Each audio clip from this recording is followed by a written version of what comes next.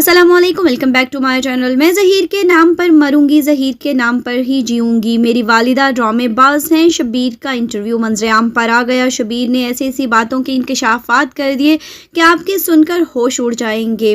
یہاں آپ کو ایک بہت حیرت کی بات پہلے بتاتی چلوں کہ سٹی کورٹ میں جب پیشی تھی، دعا ظہیر کو پیش نہیں کیا گیا تھا۔ دعا ظہیر ایک دن پہلے ہی صبح ہی 5 بجے یہ بائی ایئر پہنچ جاتے ہیں لاہور۔ اس وقت میڈیا پورے کورٹ میں پھر رہا تھا۔ دعا زہرا کے فادر اور ان کے وکیل کافی پریشان، فون کالز ادھر ادھر ملانے پہ مصروف تھے، اور وہیں پر یہ لوگ شبیر جنہیں کہ اریسٹ کیا گیا تھا اور بہت سے دوسرے افراد بھی تھے، ان کے ریلیٹیوز بھی تھے، ان سب کو گرفتار کیا گیا تھا۔ ان کی آج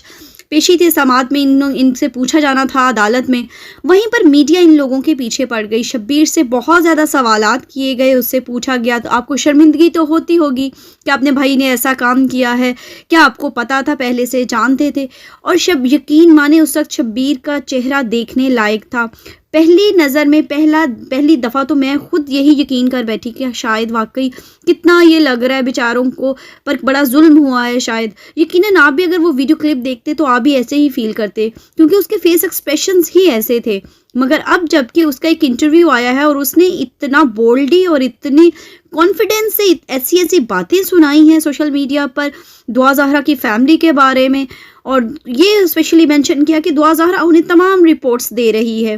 جسے سن کر میں تو پریشان ہو گئی کہ یہ وہی شخص ہے جو کہ پولیس اسٹیشن میں بیٹھا، عدالت میں بیٹھا، میڈیا اسے سوال کر رہی تھی اور یہ منہ اپنا زبان بند کر کے بیٹھا ہوا تھا اور بس ناک منہ چڑھا رہا تھا، ایسے جیسے کسی چیز کا پتہ ہی نہیں ہوتا۔ اس نے سیم وہی کیا جیسا کہ اس کی ماں نے کیا تھا۔ اس کی ماں جب تک چھپی رہی، جب تک اس کا بیٹا بچا رہا، جو ہی اس کا بیٹا اریسٹ ہوا تو یہ منظر عام پر ایسے رونا دھونا شروع ہو گئی تھی۔ تبھی لوگوں نے کافی باتیں کی تھیں کہ اب اس کے منہ میں زبان آ گئی، اب اس کو بولنا یاد آیا جب اس کا بیٹا خود اریسٹ ہوا۔ مگر پہلے جب کسی کی بیٹی گھر سے غائب ہوتی ہے تو تب تک وہ خاموش رہتی ہیں اور کسی بات کا جواب نہیں دیتی۔ مجھے یہی سچویشن اس وقت یاد آئی جب میں نے شبیر کو ایسے کرتے ہوئے دیکھا۔ مگر اب ایک یوٹیوبر نے ان کا انٹرویو لیا اور اپنے چینل پر شیئر کیا، جس کا آپ کو میں خلاصہ سناؤں گی، بتاؤں گی یہاں پر کہ انٹرویو میں کیا کیا اس نے کہا۔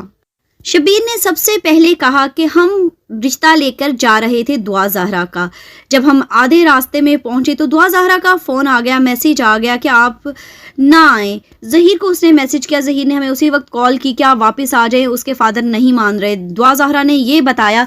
اسے ظہیر کو کہ اس کے والدین نے، اس کی ماں نے، اس کے باپ نے اسے کافی مارا پیٹا ہے اس بات پر کہ آپ لوگ میرا رشتہ لے کر آ رہے ہو۔ انہوں نے سمجھانے کی کوشش کی کہ نہیں ہم سمجھا لیں گے، تو اس نے کہا نہیں وہ نہیں مانیں گے، بعد میں دیکھتے ہیں کیا کرنا ہے۔ یہ بقول شبیر کا کہنا تھا کہ دعا زہرا نے ایسے کیا۔ وہ کہتے ہیں کہ ہم نے اس کو بالکل بھی نہیں بھگایا، وہ خود گھر سے اپنی مرضی سے آئی ہے۔ ہاں، شبیر کا کہنا تھا کہ میں نے اپنے بھائی کو پہلے سمجھایا کہ نہ کرو ایسا، ہم شادی کروانا چاہتے تھے تو وہ نہیں مانے، اس کے ماں باپ تو رہنے دو، کہیں اور شادی کر دیں گے تمہاری، مگر میرا بھائی مان نہیں رہا تھا۔ پھر میں نے اسے ایسے ہی غصے میں کہہ دیا ظہیر سے کہ جاؤ اسے کہو اگر شادی کرنی ہے تو خود ہی آ جائے، تو میں تمہاری شادی کر دوں گا، میں تمہارا نکاح کر دوں گا اس کے ساتھ۔ وہ شبیر یہ بات سناتے ہوئے ہنس رہا تھا۔ اللہ معاف کرے کسی کے گھر سے اس طرح سے، بے شک اس نے مذاق سے کہا یا غصے سے کہا، لیکن اس طرح کی ورڈنگ، پورے جملے اس طرح کے یوز کرنا میرا خیال ہے کہ بہت غلط ہے۔ اور دیکھیں ظہیر نے وہی جملے جو تھے بولے دعا زہرا کو، اور دعا زہرا گھر چھوڑ کر اکیلی آ گئی۔ شبیر کا کہنا تھا مجھے یقین نہیں تھا کہ وہ آ جائے گی اس طرح سے، مگر جب وہ آ گئی تو میں نے پہلے تو سوچا کہ انہیں واپس کر دیتے ہیں بیٹی۔ کہتا ہے کہ ہم نے دعا زہرا سے گھر کا ایڈریس بڑا پوچھا، مگر اس نے ہمیں نہیں بتایا کہ وہ کہاں رہتی، نہ ہمیں کوئی فون کانٹیکٹ وہ دے رہی تھی، وہ کچھ نہیں بتا رہی تھی، بس یہی کہہ رہی تھی میں گھر واپس نہیں جاؤں گی۔ شبیر کا کہنا تھا پھر ہم نے یہ بات بھی سوچی کہ اگر ہم واپس کرنے جائیں، وہ نہ وہ ہم پر کڈنیپ کا الزام لگا دیں، ہمیں اس کیس میں پھنسا دیں، اور یہ بھی کہیں کہ بھائی ہمارے گھر سے زیورات غائب ہیں، پیسے غائب ہیں، ہم اس چیز سے ڈر سے خاموش رہے۔ اور شبیر کا مزید کہنا تھا کہ میں نے یہ بھی سوچا کہ میں بڑا ہوں، ہمارا باپ نہیں ہے، میرا بھائی کیا سوچے گا کہ میری شادی نہیں میرا بھائی کروا سکتا، چنانچہ میں نے اپنے بھائی کا پھر خوشی خوشی نکاح کروا دیا۔ شبیر نے مزید بتایا کہ دعا زہرا کے والد جو ہیں وہ اس چیز پر ایگری نہیں تھے، وہ سب کچھ جانتے تھے، آلریڈی ان کو اس چیز کو پتہ تھا کہ وہ اس کے پاس ہے، ظہیر کے ساتھ ہے، اور یہ 2-3 سال سے جو ہے وہ ان ٹچ ہیں، کافی ان کا رشتہ جو تھا وہ پرانا تھا۔ اس کے علاوہ اس کی عمر کے لحاظ سے، عمر کے بارے میں جب اس یوٹیوبر نے سوال کیا شبیر سے کہ عمر کا کیا چکر ہے، عمر کیوں وہ 14 سال اس کے فادر کہتے ہیں، حالانکہ 16 سے 17 سال تک میڈیکل رپورٹ میں بھی آئی ہے، جس پر شبیر نے کہا کہ دعا زہرا نے یہ بھی ہمیں بتایا ہے کہ جب ہم نے زیارتوں پر جانا تھا تو اس کے فادر نے سارے ڈاکومنٹس دوبارہ سے بنوائے تھے، جس میں ایج وغیرہ کا ایشو بھی تھا،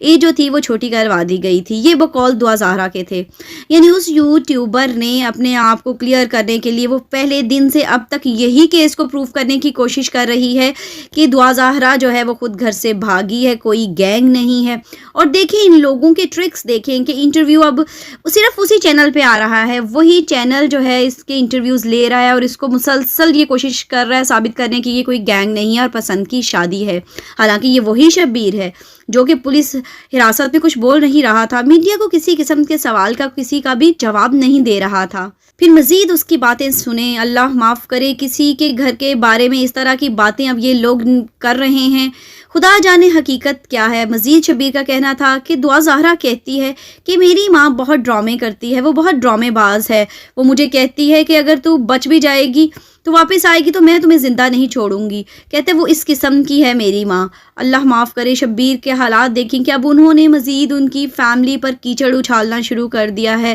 ان کی اندر ایسے گھر سے ایسے پرسنل میٹرز جو ہیں ان کو ڈسٹرب کرنا شروع کر دیا ہے، اب ان کو ماں باپ کو ان کی بیٹی کے خلاف بھی کرنا شروع کر دیا ہے، تاکہ ماں باپ کے دل میں ان بیٹی کے خلاف جو ہے وہ نفرت بھرنا شروع ہو جائے کہ ہماری بیٹی اس طرح کی باتیں کر رہی ہے۔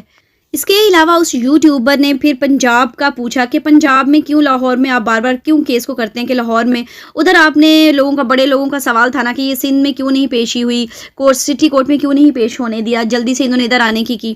تو شبیر نے یہ بھی بتایا کہ آپ اگر وہ بار بار کہتے ہیں کہ ہم کراچی کے، ہم سندھ سے بلانگ کرتے ہیں، تو سندھ تو آپ کو یہ بتاتے چلوں، شبیر کا کہنا تھا یہ کہ اس کے فادر جو ہے وہ سیالکوٹ سے بلانگ کرتے ہیں، وہ سندھ سے بلانگ نہیں کرتے، اس کی ماں جو ہے دعا زہرا کی وہ سندھ سے بلانگ کرتی ہیں، آپ ان کا آئی ڈی چیک کر سکتے ہیں، وہاں سے ان کی رہائش جو ہے وہ میانہ والا کچھ اس طرح سے جگہ ہے، وہاں سے بلانگ کرتے ہیں دعا زہرا کے فادر۔ ان کا کہنا تھا کہ چونکہ اس کے فادر بھی ادھر پنجاب کے ہیں اور نکاح بھی پنجاب میں ہوا ہے تو آف کورس ہم چاہیں گے کہ پنجاب میں ہی اس کیس کی سنوائی ہو،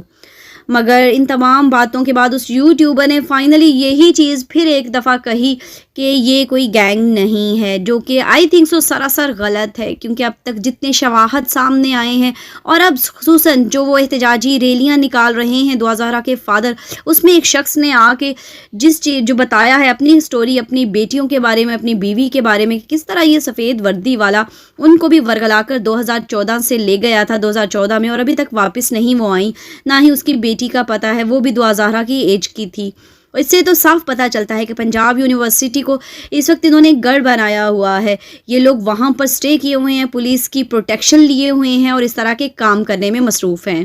ہماری تو دعا ہے کہ اللہ پاک تمام ملک کی تمام بیٹیوں، بہنوں اور ماؤں کی عزتوں کو محفوظ رکھے، اور جو بچیاں گھر سے پڑھنے کے لیے جاتی ہیں، چاہے وہ پنجاب یونیورسٹی میں جائیں یا کسی بھی ادارے میں جائیں، اللہ پاک ان کی حفاظت کرے، اللہ پاک آپ لوگوں کو بھی ہمیشہ اپنے حفظ و امان میں رکھے، ہر ناگہانی آفت سے بچائے۔ ہمیں بھی دعاؤں میں یاد رکھیے گا، پھر ملیں گے، اللہ حافظ۔